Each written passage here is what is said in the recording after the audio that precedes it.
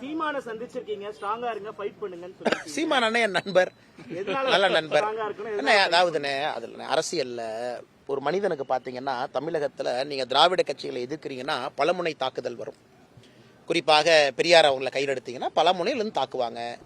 Personal life உள்ள போவாங்க. காவல்துறையினுடைய அத்துமீறலை பார்த்தோம். ஒரு மனிதனை தொடர்ந்து நீங்க அடிச்சுக்கிட்டே இருந்தீங்கன்னா அது எவ்வளவு பெரிய மனிதனாக இருந்தாலும் ஒரு இடத்துல வந்து மனது சோர்வடையும்.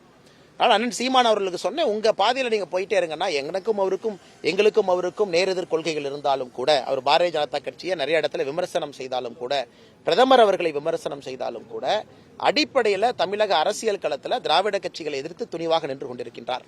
அதனால அவர் துணிவா இருக்கணும். அவருடைய பாதையில் அவர் போட்டு எங்க பாதையில் நாங்க போறோம். ஏன்னா இந்த விஷயம் எல்லாம் சோர்வடைய செய்யுங்கண்ணா. தனிப்பட்ட தாக்குதல்கள், ஒரு மனிதனை வந்து அந்தரங்க விஷயங்கள், குறிப்பாக காவல்துறை வீட்டுக்குள்ள போனது, அது காட்சி ஊடகத்தில் எல்லாமே பார்த்தோம். தொடர்ச்சியா நடக்கும் பொழுது அது யாராக இருந்தாலும் கூட மனச்சோர்வு ஏற்படும். அதனால சீமான் அண்ணன் எதாச்சியாக இந்த கல்யாண நிகழ்வை பார்க்கும் பொழுது ஒரு வார்த்தை சொன்னா, தைரியமா இருங்க, உங்க அரசியல் பாதையில் நீங்க போய்கிட்டே இருங்க அப்படின்னு. ஏன்னா அடிப்படையில் ஒரு அரசியல் நாகரிகங்கண்ணா. கட்சிகள் கோட்பாடுகள் வேறு வேறு இருந்தாலும் கூட அவரும் தமிழ்நாட்டு மக்களுக்கு வேலை செய்யணும்னு தான் நினைக்கிறாங்க. ஒரு அரசியல் நாகரிகமாக தான் அதை பார்க்குறேன்.